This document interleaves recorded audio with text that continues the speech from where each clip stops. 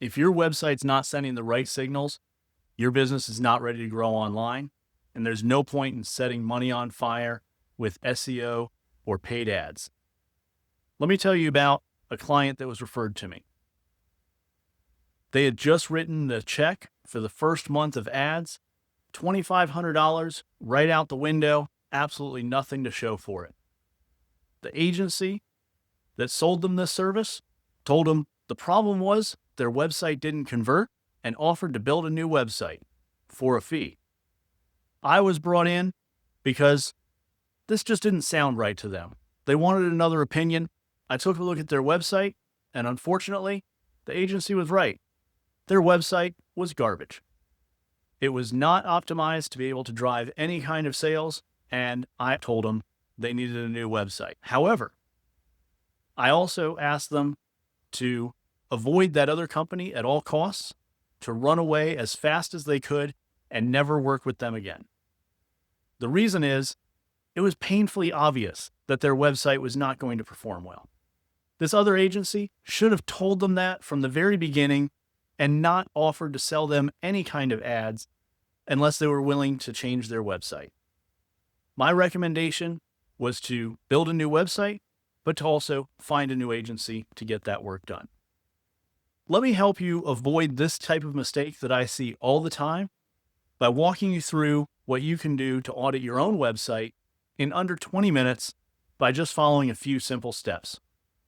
First, I want you to open your website on a desktop or laptop computer and go stand on the other side of the room. That's right. I want you to get up from the computer and go stand about 10 feet away and look at the screen. Is it painfully obvious what it is that your business does, who you serve, and what action the visitor on the website should take next? If not, you failed the 10-foot test. The idea here is that by standing about 10 feet away, you're not able to read the paragraph text, all the smaller fine print on the website. All that you're left with is the images, the colors, the headlines, and perhaps you can read the text on the buttons, but even if you can't read the text on the buttons, the colors alone should be enough to tell you where you need to click. This 10-foot test is foundational and something that most businesses fail because they're not thinking about how do I quickly and efficiently communicate to the visitor on this website what it is that we're trying to do for them and how they can take the next step to receive that product or service. After you've fixed your website so that way it does pass the 10-foot test, let's take a look at that same website on a mobile device. As you're pulling up your website on your phone, I want you to think about this. Roughly 60% of the traffic on the internet comes from mobile devices today.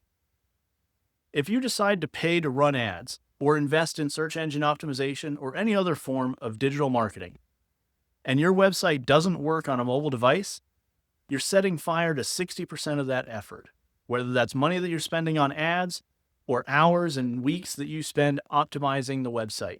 60% of the people that visit that website are going to be on mobile devices, and it needs to load quickly and communicate to those people efficiently. So now that you have your website loaded on a mobile device, just navigate through it. Think about the same 10-foot test, this time a little bit closer and on a smaller screen. Is it obvious who your business serves, what it is that you offer, and the next steps that these people can take to be able to actually work with your company? If not, there's the next thing that you need to fix. Now that your website looks good on desktop and laptop computers, it's easy for people to figure out what to do because you've passed the 10-foot test, and the website loads quickly and is optimized for mobile devices. Let's go take a look through all of the pages on your website. Do you have one clear call to action on every single page? Now, sometimes that call to action is buy now. If somebody's ready to buy, offer the sale and try to close that deal. But a lot of the content on your website isn't actually there to drive sales yet. It's there to develop a relationship, to communicate what the problem is and how you can help to solve that problem for your ideal customer. In those cases, the call to action may be something like signing up for an email list, downloading coupons, getting a guide to help them understand the problems that they're dealing with and how your business can help them to solve those problems.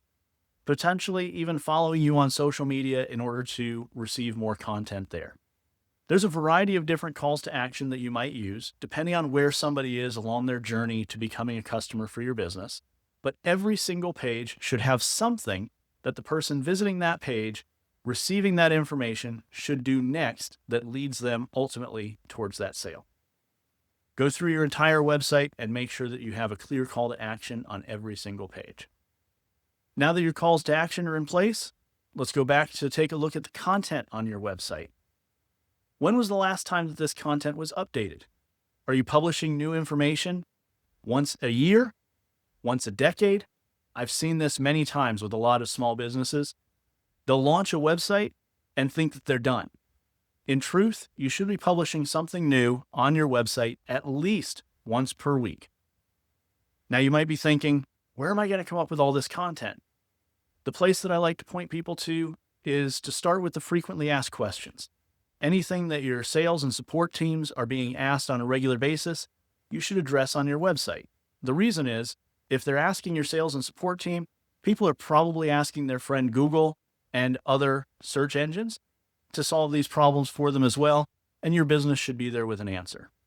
Additionally, this is great content to be able to use in email replies, where instead of having to write the same paragraphs over and over again to answer the same question, you can easily drop a link to the article that you wrote that covers the topic in detail. Next, I like to move to creating content about customer success journeys. Think about all the customers that your business works with throughout the year. Every single week, you can tell a different story. Now, do not share any personally identifiable information. You need to get permission from clients to be able to do that. But you can tell a general story. As an example, at the start of this video, I shared a story of a client that was referred to me who had just wrote a check and was feeling some pain about not getting a return on their ad spend. Now, you don't know exactly who that is. I haven't shared any personal information about them. I haven't even told you the specific name of the agency that they were working with. But I've shared a story that you can relate with. This is a pain that a lot of businesses face, and this is one of many examples from clients that I've worked with. You can do the same thing in your business by telling the stories of the pain that you help to solve for your customers. Like I said, every single week you should be publishing something new on your website. That way your customers and the search engines have something new to be able to share about your business. This is the foundation of search engine optimization, having something to rank for each of the keywords, and you might as well start with telling stories about customers that you've worked with. Next, let's take a look at your social media channels. Now you've got all this content that you're publishing on your website, but you need to get somebody to find that content somehow. Take a look at your social media channels, and I'm willing to bet the vast majority of you watching these videos probably haven't updated your social media channels in quite a while. I frequently see businesses that haven't published a new update in months or years. Anybody visiting your social media channels is wondering, are they even still in business? You've probably had this experience yourself when you've been shopping for various products and services. You go visit a Facebook page or a Twitter account or an Instagram channel or whatever social media platform you happen to be on, and that business hasn't updated in 3 years. And you just move on to someplace else because they're probably closed, right? Your business needs to be publishing something new on all of your social media channels at least once per day. This is another reason that it's helpful to be publishing all of the content on your website, where you're telling stories about clients that you've worked with on a weekly basis. You can then cut those stories up into smaller pieces and share them on social media in order to give people an excuse to come off of social media over to your website. Now that you've got calls to action on your website, it looks good on desktop and mobile devices, you've got content published on your website, and you're publishing posts on your social media channel, the next thing that you need to do is look at the data and figure out what's working the best for your business. I want you to go and log into your Google Analytics account. And right there, a lot of you have probably identified the problem.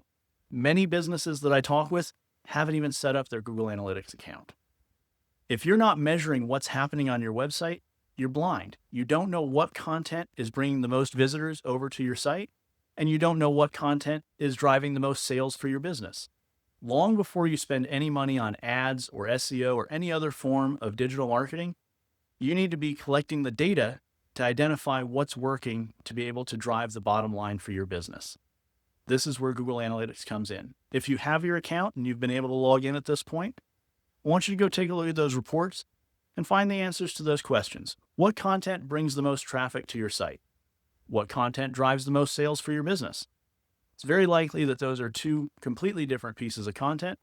And as you dig into the data here, you'll find insights that will help you to communicate better to your customers and to optimize for driving sales within your business. As you've gone through this audit, you've probably identified a few things that need to be fixed, and you might be a little bit frustrated by having these problems. I want to congratulate you for taking the time to actually audit your website. A great number of businesses never look at their website in this way, and they continue to have these problems. They go on to spend money on marketing campaigns that don't deliver a positive return on their investment, and they're left wondering why. You now have the answers to that, and you can get started fixing those things on your own website.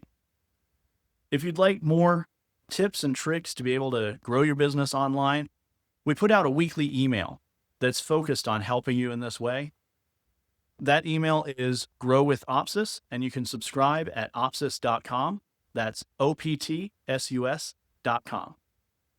Also, if you click like and subscribe, as you know, that will keep you updated with the next videos that we have coming out. And finally, before you leave, scroll on down to the comments. Tell me what you found in this audit that you're going to fix on your website. Also, take a look through those comments and see what other people have found and what they're planning to fix on their website, which might inspire you to dig deeper into your own site.